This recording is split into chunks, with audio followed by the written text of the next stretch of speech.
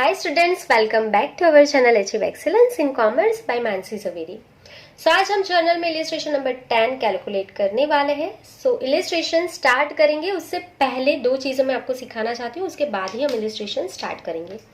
तो सबसे पहली बात होती है बैड डेब्ट्स क्या होता है. सबसे पहले मैं यहाँ पे लिख रही हूँ बैड डेब्ट्स. तो अगर आपने यहाँ पे लेसन नंबर 1 में डेफिनेशन नहीं सीखा है तो वो सीख लेना, बैड डेब्ट्स क्या होता है वो, तो ताकि अच्छे से समझ में आएगा ये वाला इलिस्ट्रेशन. देखो बैड डेब्ट्स क्या होता है कि हम डेटर को क्रेडिट पे सेल करते हैं, फिर कोई भी रीजन की वजह से वो डेटर इंसॉल्वेंट हो जाता है तो आपको अपनी सेल का, क्रेडिट सेल आपने जो भी किया होता है ना, उसका पैसा नहीं मिलता है, तो उससे हम बोलते हैं बैड डेब्ट्स. जो भी अमाउंट आपको डेटर के पास से लेना है वो रिसीव नहीं होता है तो वो अमाउंट बैड डेब्ट्स हो जाता है, और बैड डेब्ट्स हमारे बिजनेस के लिए लॉस है तो इसके लिए बैड डेब्ट्स डेबिट होता है.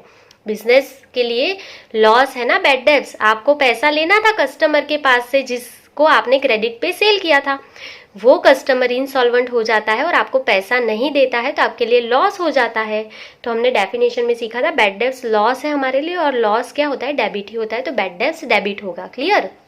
और दूसरी बात होती है इंपॉर्टेंट, वो होती है बैड डेब्ट्स रिटर्न, या उससे हम बोलते हैं बैड डेब्ट्स रिकवर.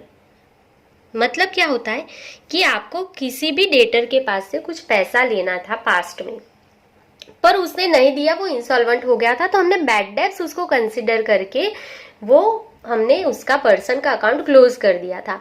अब थोड़े टाइम बाद क्या होता है कि अगर वो वापस से पैसा अच्छे से अच्छी पोजीशन पे आ जाता है, वापस से मेहनत करता है और उसके पास अगर पैसा है तो वो सामने से आपको पैसा देके जाएगा, तो उसे हम बोलते हैं बैड डेब्ट्स रिटर्न. अच्छे से देखना, जब भी बैड डेब्ट्स रिटर्न होता है तो आपके लिए इनकम होता है, आपके लिए इनकम होता है. जब भी बैड डेब्ट्स रिटर्न होगा पर्सन का नेम कभी भी नहीं आएगा. अच्छे से लर्न कर लेना, कोई भी पर्सन आपको पैसा देगा बैड डेब्ट्स रिटर्न का तो पर्सन का नेम ना ही डेबिट होगा ना ही क्रेडिट होगा, क्योंकि वो ऑलरेडी वो क्लोज हो गया है. पास्ट में जब भी बैड डेब्ट्स हुआ था तब हमने पर्सन को क्लोज कर दिया होगा उसका अकाउंट. समझ में आया.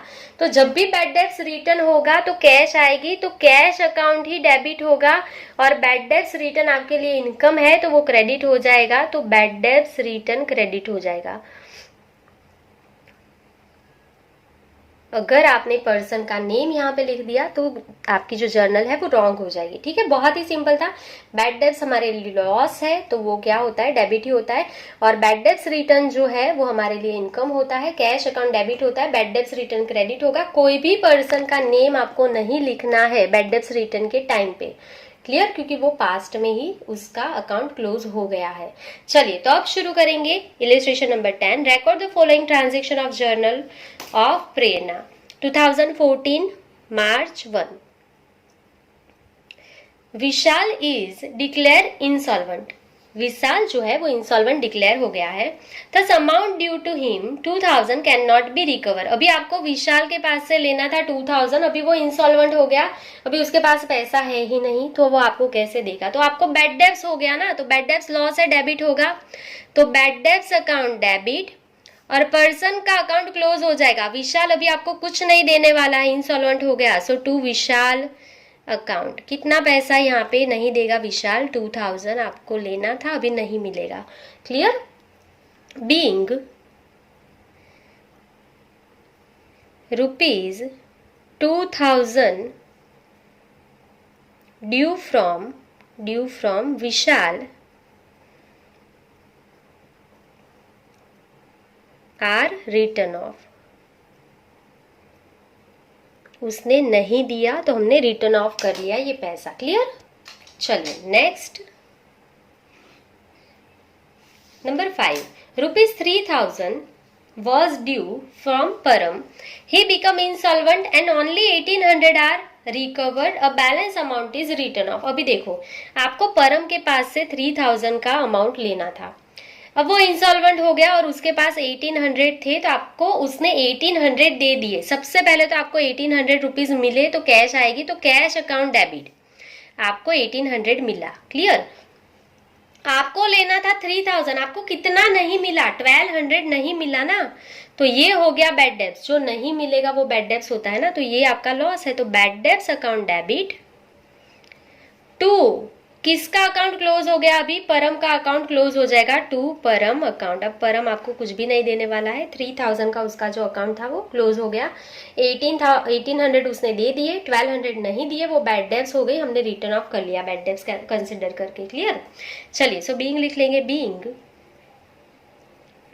₹3000 वॉज ड्यू फ्रॉम परम,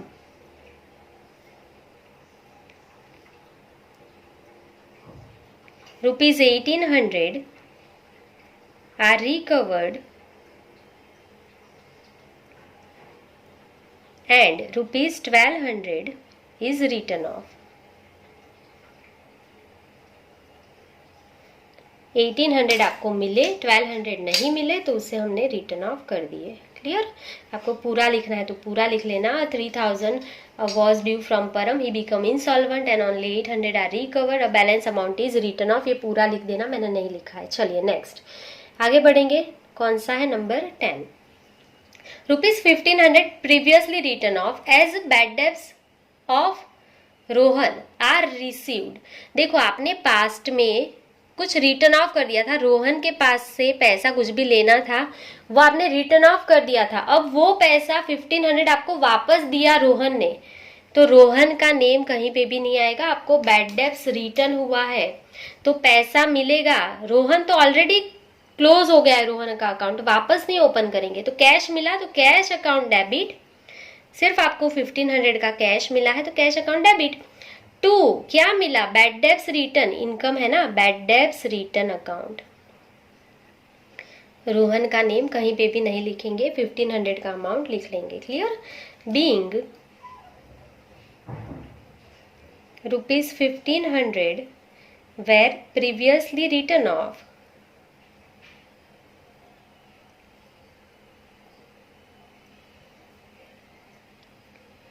are received,